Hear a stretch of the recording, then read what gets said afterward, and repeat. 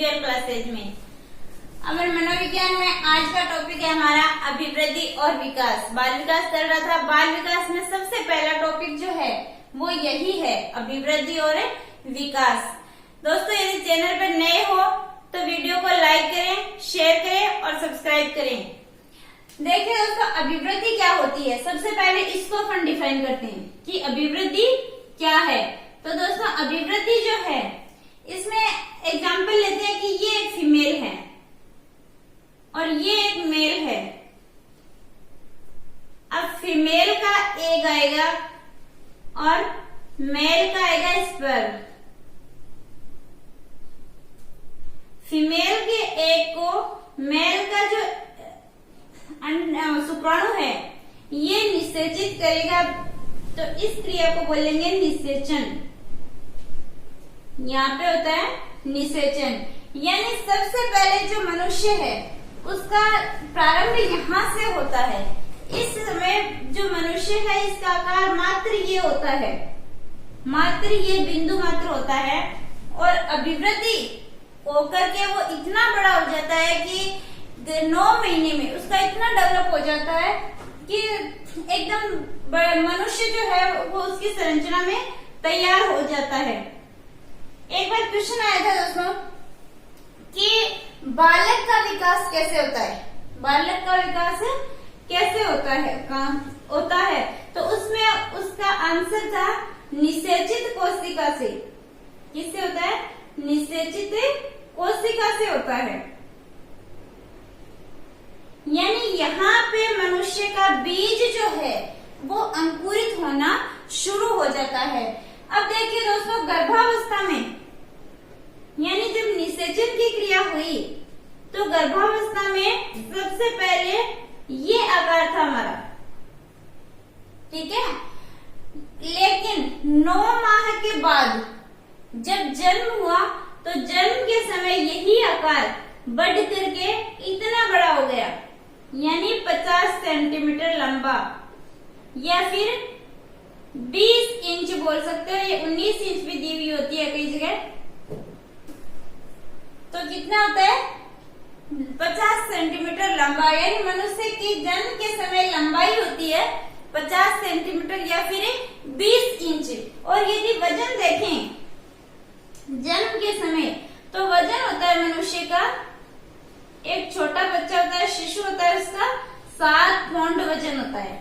अब ये दोस्तों पौंड क्या है?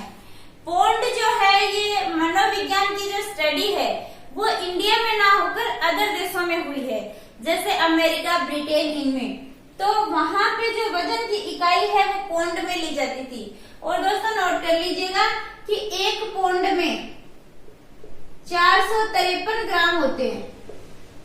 1 पौंड में 453 ग्राम होते हैं, यानी 7 पौंड में लगभग 3.5 किलोग्राम। यानी बच्चे का जन्म के समय जो वजन है वो कितना होता है? 7 पौंड या लगभग 3.5 किलोग्राम। और दोस्तों यही वजन यदि 4 माह के बाद में देखें तो 4 माह के बाद में यही वजन दुगुना होकर के 14 पौंड हो जाता है और 12 माह के बाद में 21 पौंड हो जाता है। 21 पौंड हो जाता है। ये 4 माह के बाद दुगुना हो गया, लेकिन 12 माह लग गए 3 गुना होने में। क्यों? तो देखिए दोस्तों, 4 माह में क्या करता है कि बच्चा जो है वो असहाय अवस्था में होता है, खाली वो लेटा रहता है, कोई क्रिया नहीं करता। तो जो भी स्तनपान करता है माँ से, वो सारी एनर्जी जो है वो अभिवृद्धि में खर्च होती है, यानी उसका सारा वजन बढ़ता है, लंबाई बढ़ती है, यही बढ़ता है उसका। लेकिन दोस्तों 4 माह के बाद में क्या होता है कि बच्चा जो है वो हाथ हिलाना शुरू करता है, थोड़ी बहुत करवट लेना सीखता है, वो थोड़ा आंखों का जो है वो नियंत्रण सीखता है, कोई रोशनी दिखती है उसकी तरफ देखता है, तो ये क्रियाएं शुरू कर देता है। यानी स्तनपान से जो भी एनर्जी उसे मिलती है उनमें से आधी एनर्जी वो अन्य क्रियाओं में खर्च कर देता है। और इस वजह से क्या होता है कि 4 माह के बाद में 12 माह तक वो 21 पौंड ही वजन उसका हो पाता है। अब देखिए दोस्तों, अभिवृद्धि जो है वो देखें तो वृद्धि होती है, शारीरिक वृद्धि वही है जो बाहरी रूप से हमें दिखाई दे। तो वृद्धि यदि शारीरिक रूप से है तो हमें पता है कि 18 वर्ष की उम्र तक हमारा शरीर जो बनना होता है वो बन चुका होता है। उसके बाद में क्या होता है कि चर्बी हो सकती है लेकिन वो वृद्धि नहीं हो सकती। अब कहते हैं कि किसी का 65 साल की उम्र में 5 किलो वजन बढ़ गया, 10 किलो वजन बढ़ गया, तो वो अभिवृद्धि नहीं है दोस्तों। वो क्या है कि उसकी चर्बी बढ़ी है। उसकी जो अभिवृद्धि का मतलब है कि आकार में परिवर्तन, यानी आकार जो बढ़ गया। लेकिन उस टाइम पे तो क्या होता है, उनपे चर्बी चढ़ती, वो अभिवृद्धि में नहीं काम होगी। तो अभिवृद्धि जो टोटल है वो 18 वर्ष तक होती है और 18 वर्ष से 45 वर्ष तक जो है वो स्थिर रहता है, यथावत बनी रहती है, कोई भी वृद्धि नहीं होती। यानी जैसा 18 वर्ष की उम्र में बन के तैयार हुआ है शरीर वैसा ही रहेगा 45 वर्ष तक। और 45 वर्ष के बाद में उल्टी गिनती शुरू हो जाती है, यानी उसका क्षरण शुरू हो जाता है। 45 वर्ष के बाद में अभिवृद्धि क्या हो जाती है, नेगेटिव हो जाती है। कैसे? जैसे उसके आपने देखा होगा जो बूढ़े लोग होते हैं उनकी चमड़ी जो होती है वो एकदम से हाथ पतले हो जाते हैं, एकदम चमड़ी जो वो लूज हो जाती है, उसके दांत जो गिरने शुरू हो जाते हैं, बाल झड़ने शुरू हो जाते हैं, यानी वो क्या क्षरण शुरू हो जाता है। यानी धीरे धीरे पहले शरीर बना, उसके बाद में यथावत रहेगा, स्थिर रहेगा, उसके 45 वर्ष के बाद में क्या हो जाता है, धीरे धीरे वापस ढांचा बिगड़ना शुरू हो जाता है। एक मनोवैज्ञानिक है दास महोदय, उन्होंने डेफिनेशन दी है, बहुत ही अच्छी डेफिनेशन है। दास महोदय अभिवृद्धि की बहुत ही अच्छी डेफिनेशन दी है। उन्होंने कहा है कि प्राणी में होने वाले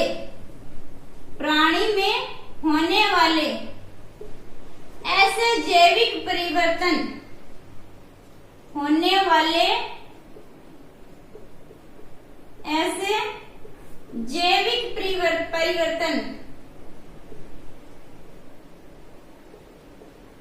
जैविक परिवर्तन ही क्या है, अभिवृद्धि है।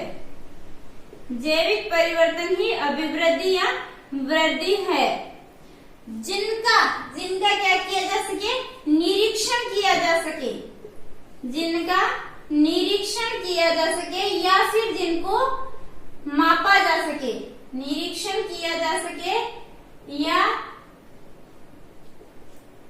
जिनको मापा जा सके। देखिए दोस्तों क्या कहते हैं दास महोदय कि प्राणी में होने वाले ऐसे जैविक परिवर्तन। अब जैविक परिवर्तन क्या होता है? जैविक परिवर्तन होता है दोस्तों गर्भावस्था में जब शिशु होता है तो वो क्या होता है, एक कोशिका होती है, लेकिन धीरे धीरे कोशिकाओं में वृद्धि होती है और कोशिकाओं में वृद्धि ही क्या है, जैविक परिवर्तन है, जिनका निरीक्षण किया जा सके। यानी निरीक्षण क्या है, जिनको अपन नंगी आंखों से देख सके। यानी जैसे अपन एग्जांपल लेते हैं कि किसी की लंबाई जो है, अपन ने देखा वो बहुत छोटा बच्चा था और कुछ समय बाद में देखो वो बहुत बड़ा हो गया, यानी अपन देख सकते हैं नंगी आंखों से, उसका निरीक्षण कर सकते हैं, अवलोकन कर सकते हैं और मापा जा सके। अपन लंबाई को माप के बता सकते हैं कि इसकी हाइट इतनी है, और वजन है उसको भी अपन माप के बता सकते हैं कि इसका वजन इतना है। तो जिसको मापा जा सके, जिसका निरीक्षण किया जा सके, वही क्या है, अभिवृद्धि है। यानी हमें सामने दिखाई दे कि हाँ अभिवृद्धि हुई है।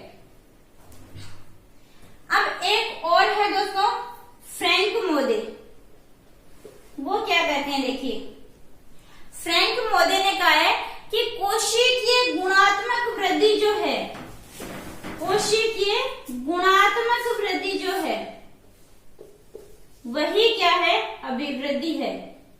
कोशिकीय गुणात्मक वृद्धि ही अभिवृद्धि है। कोशिकीय गुणात्मक वृद्धि यानी कोशिका में गुणात्मक वृद्धि, 1 से 2, 2 से 4, 4 से 8, इस प्रकार से जो वृद्धि होती है वही क्या है, अभिवृद्धि है। इनकी छोटी सी डेफिनेशन है, इसको याद रखिएगा। दास महोदय की डेफिनेशन बहुत ही अच्छी डेफिनेशन है कि प्राणी में होने वाले जैविक परिवर्तन ही वृद्धि है, जिनका निरीक्षण किया जा सके, यानी जिनको देखा जा सके, जिनका अवलोकन किया जा सके, जिसको मापा जा सके। और फ्रैंक महोदय कहते हैं कोशिकीय जो गुणात्मक वृद्धि है वही क्या है, अभिवृद्धि है। कोशिका में जो गुणात्मक रूप से परिवर्तन होता है वही क्या है, अभिवृद्धि है। अब दोस्तों देखिए विकास, विकास क्या होता है। अब जो वृद्धि हुई उससे हमें क्या मिले, अंग मिले, या फिर अपन कह सकते हैं कि शरीर मिला। अभिवृद्धि से क्या मिला, हमारा शरीर मिला। और जो विकास है उसमें क्या होगा कि अंग जो है वो कैसे व्यवहार करेंगे, वो कैसे क्रिया करेंगे, ये किसमें पता चलेगा, हमें विकास में पता चलेगा कि कैसे वो व्यवहार करते हैं, कैसे हिलना सीखते हैं, चलना डुलना सीखते हैं, वो क्या है, उसका विकास है। और अभिवृद्धि में क्या था, एक शरीर था। और जो अभिवृद्धि जो है, विकास क्या था, अभिवृद्धि जो है वो 18 साल तक सीमित थी, 18 साल तक ही सीमित थी। लेकिन जो विकास है वो गर्भावस्था से शुरू होता है और कहाँ तक चलता है, मृत्यु तक चलता है।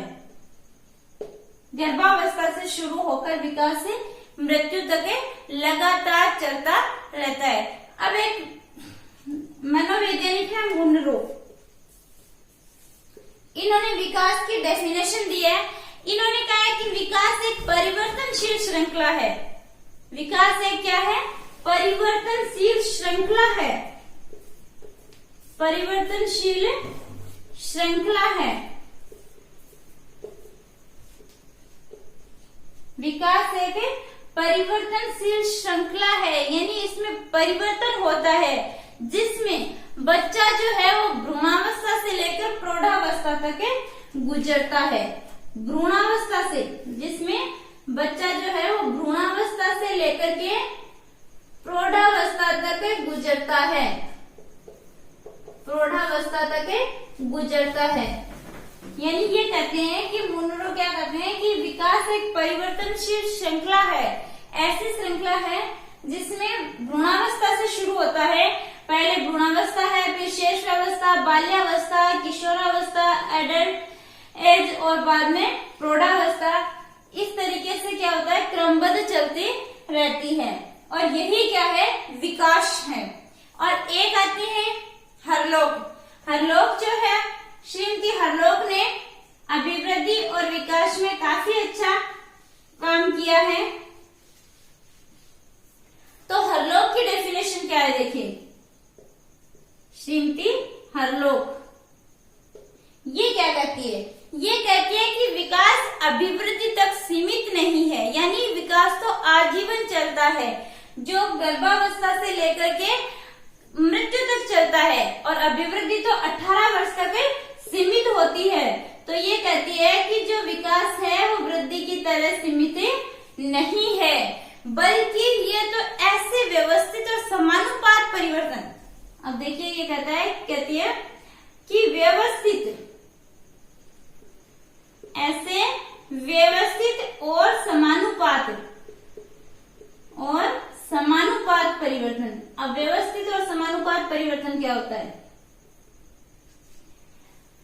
परिवर्तन है जो परिपक्वता की ओर ले जाता है, जो किसकी ओर ले जाता है, हमें परिपक्वता की ओर ले जाता है। अब देखिए दोस्तों, व्यवस्थित और समानुपात। समानुपात का मतलब ये है कि जैसे हमारे अंग जो विकसित होते हैं वो इस तरीके से नहीं होते, जैसे किसी के कान तो बहुत बड़े हो गए और हाथ छोटे छोटे रह गए, या फिर एक कान बड़ा हो गया एक छोटा हो गया। ये निश्चित अनुपात में होता है। यदि हमारा हाथों में पैरों में वृद्धि होती है, इसी हिसाब से यदि हमारा सिर बढ़ने लग जाए तो सोचो क्या होगा, मनुष्य का सिर बहुत बड़ा हो जाएगा। यानी ये अनुपात में होता है कि इस अनुपात में बढ़ना है, उसी अनुपात में क्या होती है, अभिवृद्धि होती है। और व्यवस्थित तरीके से होगी, ना कि ऐसे कि पहले इस हाथ की वृद्धि हुई फिर इस हाथ की हुई, पहले इसका विकास हुआ फिर इसका, ये नहीं होता। इसमें क्या होता है कि व्यवस्थित और समानुपात यानी एक अनुपात में होता है। और एक और मॉडल आते हैं टायलर, एक आते हैं टायलर मॉडल। ये टायलर क्या कहते हैं कि विकास एक निश्चित दिशा की ओर ले जाने वाला मार्ग है। विकास एक निश्चित दिशा की ओर, निश्चित दिशा की ओर ले जाने वाला क्या है, मार्ग है। यानी विकास जो है वो एक ही दिशा में चलता है, निश्चित दिशा में चलता है, कभी भी विपरीत दिशा में नहीं चलता। और एक और आते हैं दोस्तों रेबर मॉडल, इन्होंने भी बहुत अच्छी डेफिनेशन दी है। रेबर मॉडल क्या कहते हैं कि किसी भी प्राणी के जीवन का विस्तार जो है, किसी भी प्राणी के जीवन का विस्तार, अब देखिए जीवन का विस्तार क्या होता है, जीवन का विस्तार, जीवन का विस्तार क्या होता है, गर्भावस्था से लेकर के मृत्यु तक जो भी सफर तय करता है मनुष्य, वही उसका क्या है, जीवन का विस्तार है। सारी अवस्थाएं, गर्भावस्था के बाद में श्रेष्ठावस्था, बाल्यावस्था, किशोरावस्था और प्रौढ़ावस्था, जो भी सारी अवस्थाएं पार करके मृत्यु तक पहुंचता है, यही उसका क्या है, जीवन का विस्तार है। तो इसमें होने वाले जो परिवर्तन है उसके क्रम को क्या कहते हैं, विकास कहते हैं। विस्तार में होने वाले क्रम को, जीवन का विस्तार में होने वाले जो परिवर्तन है उनके क्रम को ही क्या कहते हैं, विकास कहते हैं। तो जीवन का विस्तार गर्भावस्था से लेकर मृत्यु तक होता है। अब देखिए दोस्तों, अपन देखते हैं अभिवृद्धि और विकास में डिफरेंस क्या है। अभिवृद्धि क्या है और विकास क्या है। अभिवृद्धि एवं विकास में अंतर, क्या अंतर होता है, देखिए एक तरफ लेते हैं वहां अभिवृद्धि और दूसरी तरफ लेंगे विकास, दूसरी तरफ है विकास लेंगे, ये लो। अब देखिए दोस्तों, अभिवृद्धि क्या होती है, अभिवृद्धि क्या है, कब तक चलती है। पहली देख इसकी है कि ये सीमित अवधारणा है, सीमित अवधारणा है। इट मीन्स सीमित, यानी देखा जाए तो ये क्या होती है, 18 वर्ष के बाद में रुक जाती है। यानी इसकी सीमा तय है कि 18 वर्ष के बाद में अभिवृद्धि नहीं होगी। लेकिन विकास जो है वो व्यापक है, ये तो मृत्यु तक चलता है, ये व्यापक है, ये मृत्यु तक चलता है और इसकी सीमा तय है। जैसे जो शारीरिक होती है वृद्धि वो कब तक होती है, 18 वर्ष तक। दूसरी देखिए, इसका स्वरूप जो है वो बाह्य है, यानी अपन बाहर से देख के बता सकते हैं कि अभिवृद्धि हुई है या नहीं हुई है। किसी मनुष्य की, किसी व्यक्ति की लंबाई देख के बता सकते हैं कि इसकी लंबाई में वृद्धि हुई है। किसी व्यक्ति की वजन देख के बता सकते हैं कि हाँ ये मोटा है तो इसका मतलब इसके वजन में भी वृद्धि हुई है। जबकि विकास क्या है, आंतरिक है, यानी अपन इसके बारे में ऐसे नहीं बता सकते कि बच्चा है और कुछ दिन बाद में वो बड़ा हो गया, समझदार हो गया, तो अपन देख के ये नहीं बता सकते कितना किलो समझदार हुआ है, कितना, ये नाप नहीं सकते, इसको सिर्फ महसूस किया जा सकता है। यानी ये क्या है, आंतरिक है, बाहर से नहीं पता चलता। अब ये बाह्य है, इट मीन्स ये क्या है, दृश्य है, यानी अपन इसको देख सकते हैं, ये बाह्य होने के कारण क्या है, दृश्य है। और ये जो है विकास जो है वो आंतरिक होने के कारण ये क्या है, अदृश्य है, यानी इसको देखा नहीं जा सकता। और ये जो है अभिवृद्धि जो है वो निश्चित समय तक चलेगी, ये निश्चित एक समय होता है, 18 वर्ष तो निश्चित समय तक चलती है। और निश्चित समय अपन 18 वर्ष ना कह के क्या बोलते हैं, परिपक्वावस्था, परिपक्वावस्था, यहाँ तक ही ये चलती है। लेकिन दोस्तों विकास जो है उसका कोई निश्चित समय नहीं है, ये तो कंटिन्यूसली चलता रहता है।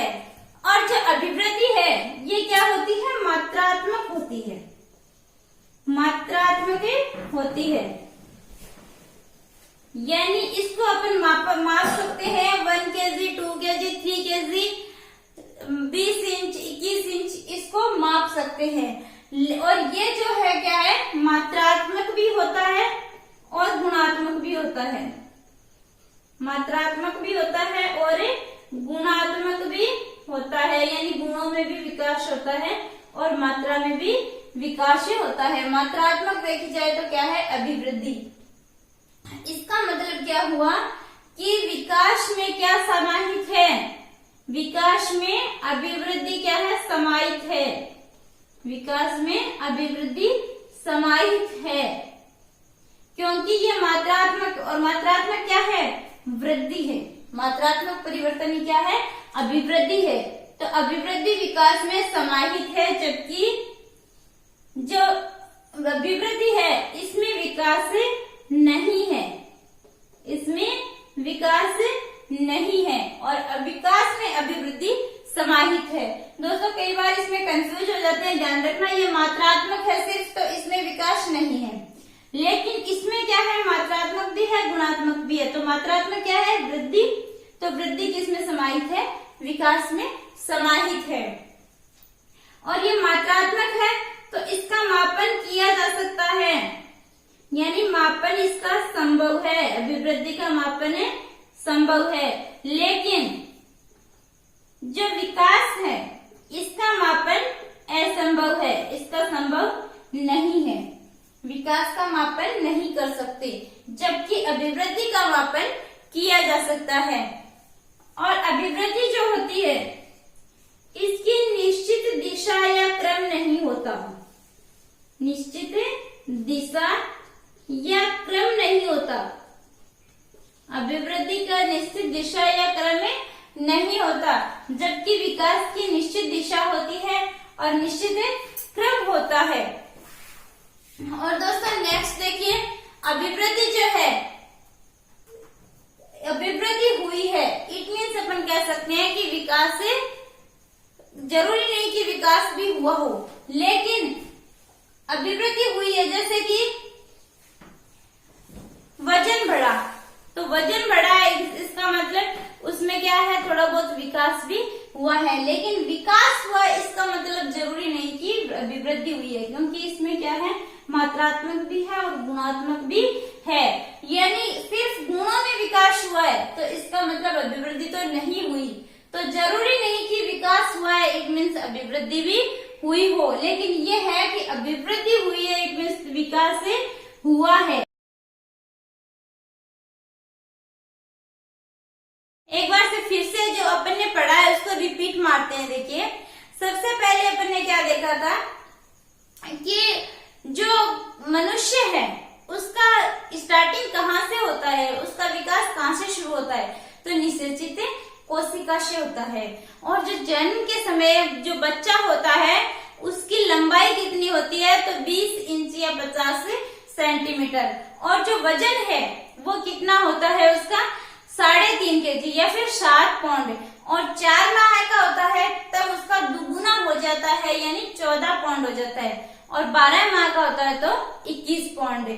और वृद्धि जो है वो 18 वर्ष तक तो कंटिन्यूसली चलती है, और 18 से 45 वर्ष के बीच में क्या होती है, स्थिर हो जाती है, और 45 वर्ष के बाद में उसमें क्षरण शुरू हो जाता है। और दास महोदय ने क्या कहा था कि ऐसे प्राणी में होने वाले ऐसे परिवर्तन, ऐसे जैविक परिवर्तन को ही वृद्धि कहेंगे, जिसे निरीक्षण किया जा सकते है या फिर मापा जा सकता है। तो निरीक्षण कौन कर रहा है, दास। कौन कर रहा है, दास। यानी इसको एक ट्रिक से याद रख सकते हैं ऐसे भी कि एक दास है, वो बैठा बैठा देख रहा है अपने मालिक को, तो मालिक क्या कर रहा है, तो वो दास क्या कर रहा है, उसका निरीक्षण कर रहा है कि मालिक कुछ खा रहा है, कुछ तो उसको दे नहीं रहा है, तो वो बैठे बैठे क्या कर रहा है, उसका निरीक्षण कर रहा है। तो ये भी आप याद रख सकते हो ऐसे कि दास क्या कर रहा है, निरीक्षण। दास महोदय ने क्या कहा है कि जैविक परिवर्तन है जिसका निरीक्षण किया जा सकता है, जिसको मापा जा सकता है। और फ्रैंक क्या कहते हैं कि कोशिकीय गुणात्मक वृद्धि ही अभिवृद्धि है। अब इसको भी याद रख सकते हैं कि कोशिकीय गुणात्मक वृद्धि, गुणात्मक मीन्स कोशिका में 1 से 2, 2 से 3, 4, 4 से 8, तो कोशिका को यदि फेंक फेंकने से टूट जाएगी, यानी 1 से 2 हो जाएगी, गुणात्मक वृद्धि होगी। और गुणात्मक वृद्धि होगी, टूटने से क्या होता है, गुणात्मक वृद्धि होगी, फेंकने से टूट जाती है। तो कोशिका को फेंकने से, यानी कोशिका को फेंकने से गुणात्मक वृद्धि होती है। तो गुणात्मक वृद्धि कोशिका में फेंकने से, फेंक से फ्रैंक मोदे, याद रखिएगा। फिर दोस्तों विकास, तो विकास कहां से कहां तक होता है, गर्भावस्था से मृत्यु तक चलता है। फिर मुनरो ने एक परिभाषा दी थी कि विकास एक परिवर्तनशील श्रृंखला है जिसमें बच्चा जो है वो भ्रूणावस्था से प्रौढ़ावस्था तक गुजरता है। मुनरो ने क्या कहा, बच्चा भ्रूणावस्था से प्रौढ़ावस्था तक गुजरता है। और हरलोक ने क्या कहा कि विकास जो है वो अभिवृद्धि तक सीमित नहीं है। तो इसको याद रखो कि लोक नहीं है, अब विकास अभिवृद्धि तक लोक नहीं है, सीमित नहीं है। लोक नहीं है मीन्स हरलोक, बल्कि ऐसे व्यवस्थित और समानुपात परिवर्तन है जो व्यक्ति को परिपक्वता की ओर ले जाता है। और टाइलर ने क्या कहा था कि विकास निश्चित दिशा की ओर ले जाने वाला मार्ग है। तो निश्चित टारगेट पे चलोगे तो निश्चित टारगेट लेके मार्ग पे चलना है। टारगेट मीन्स टाइलर, निश्चित दिशा की ओर ले जाने वाला। तो निश्चित दिशा की ओर, निश्चित दिशा में कौन ले जाएगा, टारगेट। अपना टारगेट बना के चलोगे मार्ग पे तो अपन निश्चित दिशा की ओर चलेंगे। फिर रेबर ने क्या कहा कि किसी प्राणी के जीवन के विस्तार में होने वाले परिवर्तनों के क्रम को ही क्या कहते हैं, विकास कहते हैं। यानी कोई भी प्राणी है उसके जीवन विस्तार कहां से कहां तक है, गर्भावस्था से लेकर मृत्यु तक जो जीवन का विस्तार है उसी को क्या कहेंगे, उसमें जो परिवर्तन होते हैं उसी को क्या बोलेंगे, विकास बोलेंगे। तो किसी के प्राणी का जीवन का विस्तार कैसे मिटाएंगे अपन, रबर से। कैसे मिटा देंगे, रबर से मिटा दो किसी के जीवन का विस्तार। तो किससे मिटाओगे, रबर से। तो दोस्तों ऐसे आप इसको डेफिनेशन को याद रख सकते हो कि दास क्या करता है, निरीक्षण करता है। दास क्या करता है, निरीक्षण करता है। कोशिका में गुणात्मक वृद्धि करनी है तो क्या करोगे, फेंक दो। तो फ्रैंक मोदे ने क्या कहा था, कोशिकीय गुणात्मक वृद्धि। फिर हरलोक ने क्या कहा था कि अभिवृद्धि, विकास अभिवृद्धि तक सीमित नहीं है, लोक नहीं है। लोक नहीं है मीन्स हरलोक। फिर निश्चित दिशा में जाना है तो क्या बना के चलो, टारगेट। तो विकास निश्चित दिशा की ओर ले जाता है, किसने दी, टाइलर ने। और व्यक्ति के जीवन का विस्तार जो है वो किससे मिटा दो, रबर से। तो कौन हो जाएगा, रेबर महोदय। तो ये डेफिनेशन जो है वो इस ट्रिक से आप लोग याद रख सकते हो। और ये अंतर जो है वो तो आपको समझने हैं, रटने नहीं है कि ये सीमित है और विकास व्यापक है। अभिवृद्धि का स्वरूप बाह्य है, अपन देख सकते हैं, जबकि विकास क्या है, आंतरिक है। और ये बाह्य होने के कारण अभिवृद्धि को देख सकते हैं और विकास को आंतरिक होने के कारण नहीं देख सकते। अभिवृद्धि जो है निश्चित समय यानी परिपक्व अवस्था तक चलती है, जबकि विकास क्या है, जीवन पर्यंत चलता है। अभिवृद्धि में मात्रात्मक परिवर्तन होते हैं, जबकि विकास में मात्रात्मक और गुणात्मक परिवर्तन होते हैं। अभिवृद्धि हुई है इट मीन्स इसमें क्या होता है, विकास समाहित नहीं होता, जबकि विकास में अभिवृद्धि समाहित है। और मापन इसका अभिवृद्धि का संभव है, जबकि विकास का मापन क्या है, संभव नहीं है। और जो वृद्धि है ये निश्चित दिशा या निश्चित क्रम नहीं होता इसका, जबकि विकास का एक निश्चित क्रम होता है, इसकी एक निश्चित दिशा होती है। थैंक यू दोस्तों। वीडियो कैसा लगा लाइक कीजिए, कमेंट कीजिए, सब्सक्राइब कीजिए और दोस्तों कमेंट करके जरूर बताइएगा कि आपको वीडियो कैसा लगा। थैंक यू दोस्तों।